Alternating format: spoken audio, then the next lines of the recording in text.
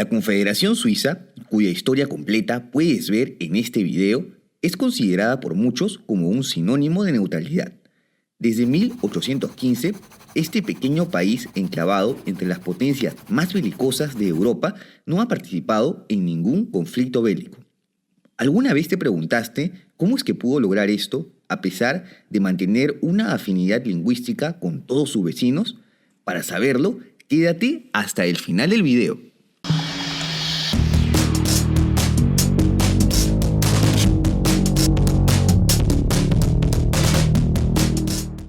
Como siempre, remontémonos a los antecedentes. Suiza es, como su nombre lo indica, una confederación de cantones que se formó dentro del Sacro Imperio Romano Germánico, de quien proclamó su independencia en 1291. Desde ese entonces, Suiza participó en constantes conflictos, principalmente con Austria, tanto para mantener su soberanía como por motivos expansionistas. Sin embargo, esta expansión fue detenida por Francia en la decisiva Batalla de Marignano, tras la que Suiza firma el Tratado de Friburgo.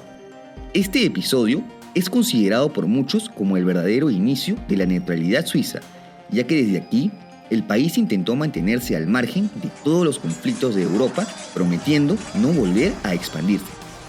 Desde ese entonces, no participó en ningún conflicto internacional hasta la llegada de Napoleón, quien la convirtió en la República Helvética, un estado satélite que luchó de su bando. Tras la derrota del Pequeño Cabo, la neutralidad suiza fue estipulada y reconocida en el Congreso de Viena.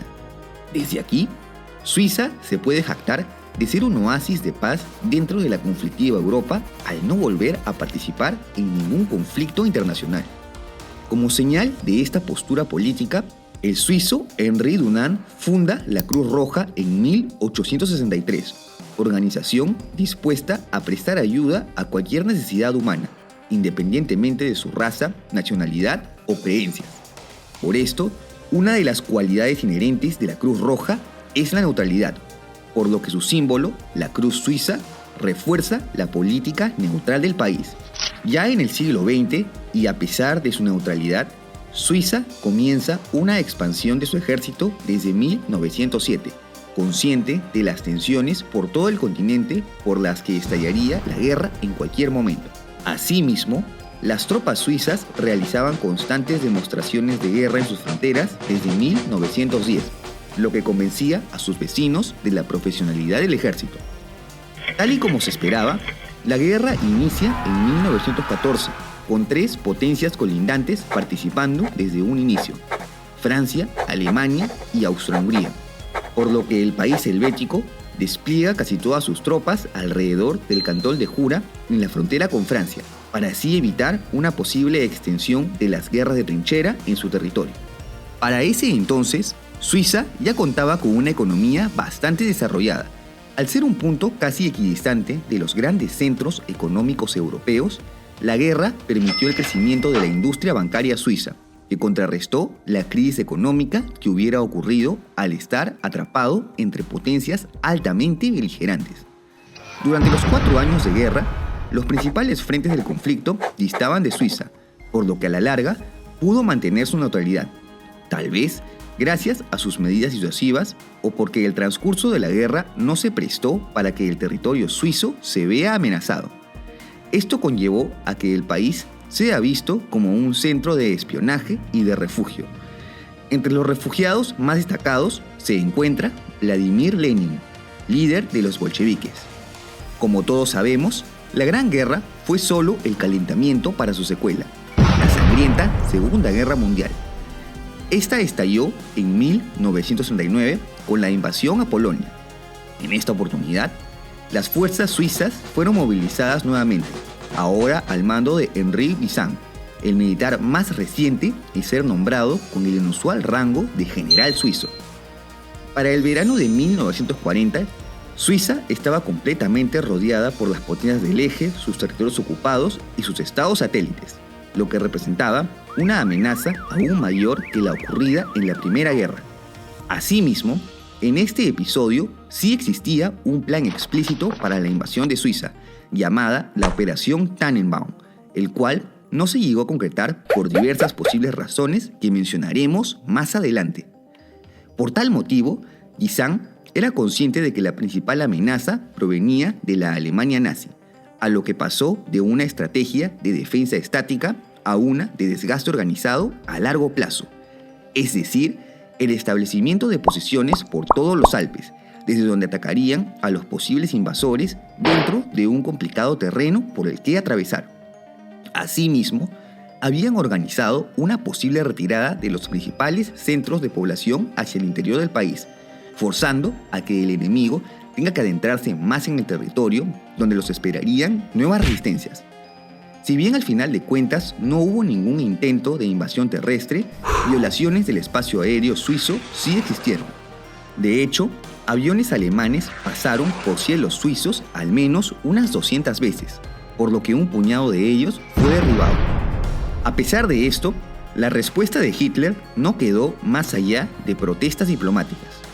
Por su parte, los aliados también invadieron el espacio aéreo suizo e incluso bombardearon accidentalmente el pueblo norteño de Schaffhausen, en donde murieron unas 40 personas y tras el que Suiza recibió una indemnización de $4 millones. A pesar de estos eventos mencionados, Suiza pudo conservar su neutralidad nuevamente durante la Segunda Guerra. De esta manera, el país helvético volvió a ser un centro de refugiados y de espionaje, además de servir como puente de comunicaciones entre las potencias aliadas y del eje, con quienes no dejó de comerciar. Y claro, el sistema bancario suizo volvió a beneficiarse al ser un lugar seguro y estable en donde guardar ahorros. Todo esto hace pensar que la neutralidad suiza era conveniente para ambos bandos del conflicto. Ahora, la gran pregunta del inicio: ¿cómo se volvió a mantener neutral? Como ya se mencionó, la mayor amenaza para Suiza era la invasión de la Alemania nazi, la que nunca se dio por varias hipotéticas razones. Primero, Suiza no era visto como una amenaza por Alemania, la cual tenía otras prioridades como Inglaterra y la Unión Soviética, campañas que no consiguió concretar.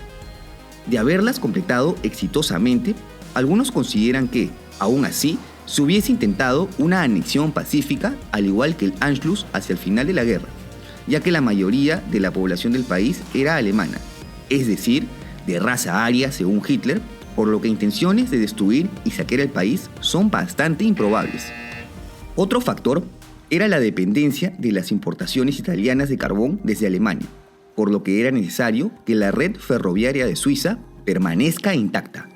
Y hablando de la posición geográfica entre ambas potencias, durante sus iniciales victorias, Alemania e Italia ya tenían prácticamente el territorio suizo bajo control, ya que todo el comercio tenía que establecerse con los territorios ocupados por el eje. Ahora, también es importante recordar la ya mencionada complicada geografía suiza, que pudo haber sido un factor disuasivo.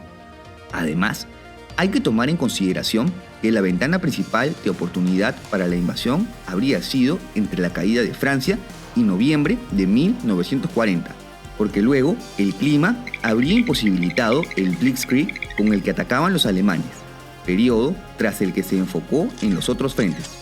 En conclusión, Suiza pudo mantenerse al margen de las guerras mundiales por diversos factores comerciales, financieros, disuasivos, geográficos, sociales, entre otros.